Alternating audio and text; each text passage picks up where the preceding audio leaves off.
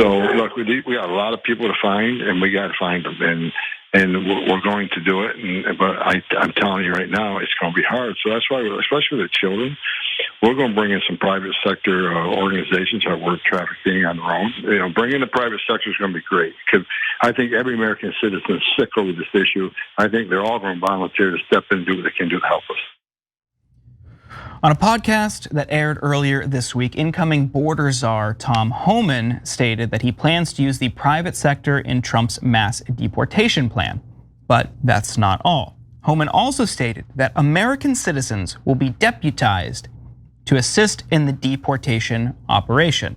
Let's give that a listen. We're also going to count on the American people. We have to deputize every American citizen, especially parents, right? Parents have an innate ability to recognize when something's not right with a child. So we want people to look and pay attention. If you see something, say something, and make a phone call. We can provide a 1-800 number. And look, even if 1 out of every 100 phone calls turn up that a child is being abused, that's one child we can save. Now, Homan has called that hotline a new, fresh idea, but ICE already has a hotline for reporting crimes, not just those pertaining specifically to immigration. The agency states that the hotline takes an average of 15,000 calls a month.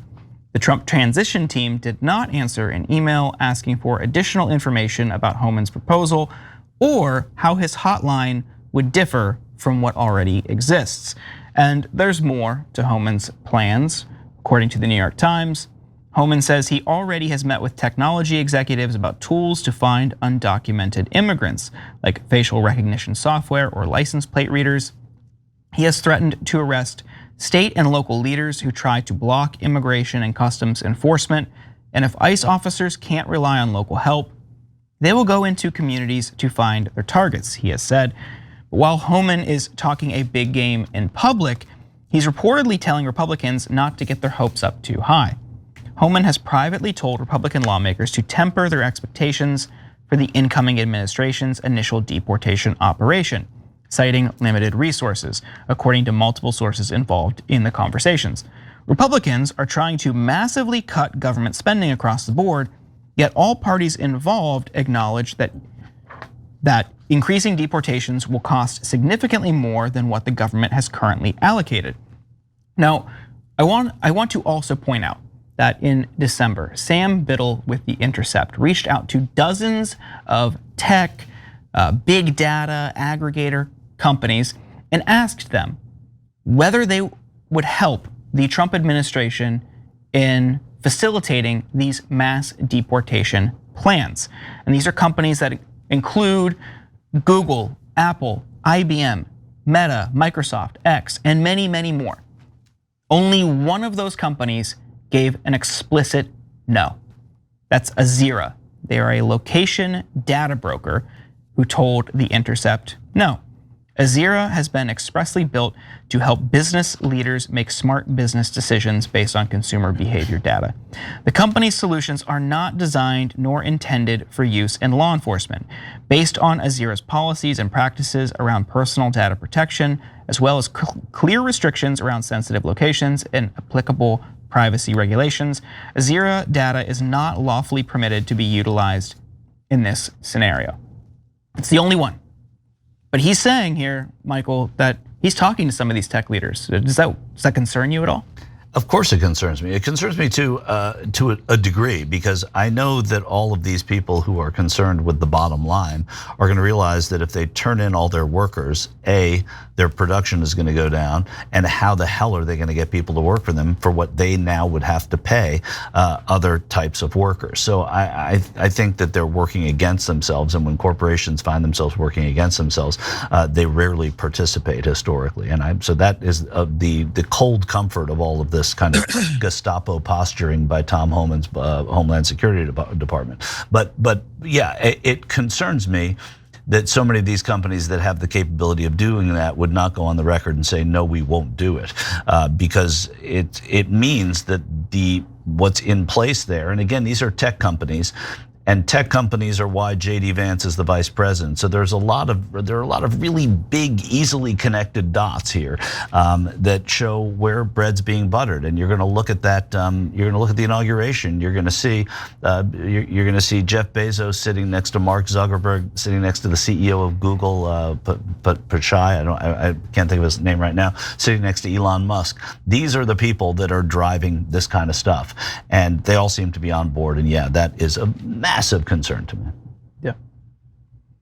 Yeah, I do wonder how much of their hand they would show, because I do think if like the public actually knew the level to which we're all surveilled, man, it would freak people out. So I do wonder like how much of this they would actually ever publicly acknowledge. So I wonder about that. And the second thing, and some people have called me naive for this, I really don't think they're going to be able to round up 10, 15 million undocumented people and get them out the country. The country does not have the stomach for that. Even if you're in some red state, like the idea that you're gonna be taking your kids to the pizza parlor and some ICE agent is hauling the guy that's making your pie out of the restaurant and cuffing him and throwing him in a van, like people got the stomach for that. And some people might think I'm wrong and I'm underestimating the capacity for hate within the American people, but I choose to believe that these guys are gonna do some showy things. They're definitely gonna have some showy, make sure the cameras are there where they're deporting people and their families. But Absolutely. This idea that they're gonna round up tens of millions, and that'll be ugly, by the way, and that'll be sad. But the idea that they're gonna round up 10 to 15 million people, I refuse to believe they're gonna have the capacity to do so. Yeah, I think I'm with you, Waz. I hope that people don't have the stomach for it. I think in so many issues, we've seen people have a change of heart once it affects them personally or someone they know personally or something close to them.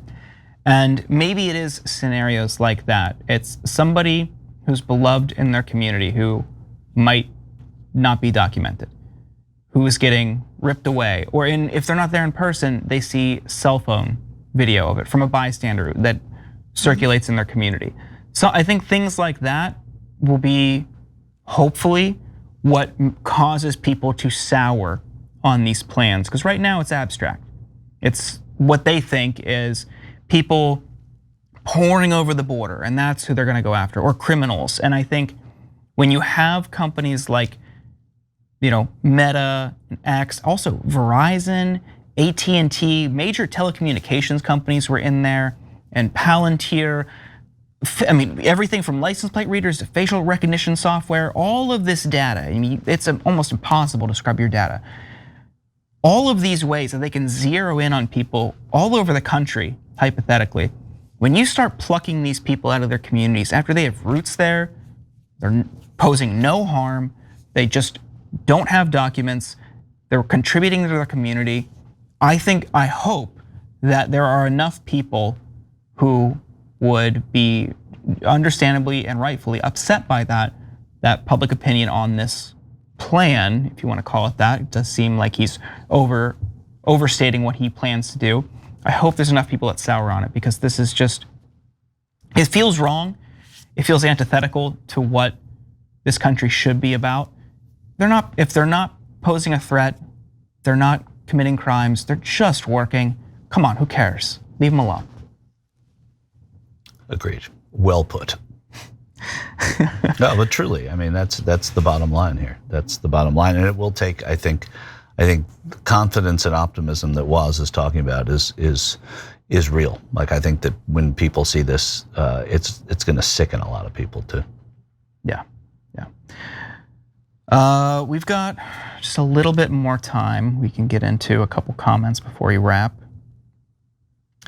Teddy Lucy Linda said, if Biden hadn't tried to run for a second term and we could have had a primary, none of us would have to endure the pain and suffering we are about to experience starting next week. Countless innocent people will be crushed over the next year. It's just not a guarantee. You don't know. I don't know. I hear you. I'm with you in spirit, but I don't know if anyone running after Biden with issues that were, to some extent, beyond his control, resulting from COVID, inflation being a part of that, supply chain issues. It's hard for anybody to share the same party affiliation and then run after him, even if they did have 4 years. I will say though, it would have been nice to have a candidate that tried to make a distinction between themselves and the deeply unpopular president.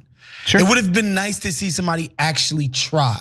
It's very difficult for vice presidents to do that, which was which hampered the candidate that they did send to the race, and understandably. But you're right, Waz. There would be somebody there who. That's why I said somebody should have run against him anyway, who had a legitimate shot. But again, it all comes down to money, and that's impossible. But you're right. You're 100% right. That had there been a primary, it would have been easier to do that. Yeah. Thanks for watching the Young Turks. Really appreciate it. Another way to show support is through YouTube memberships. You'll get to interact with us more. There's live chat emojis, badges. You've got emojis of me, Anna, John, JR. So those are super fun. But you also get playback of our exclusive member-only shows and specials right after they air. So all of that, all you gotta do is click that join button right underneath the video. Thank you.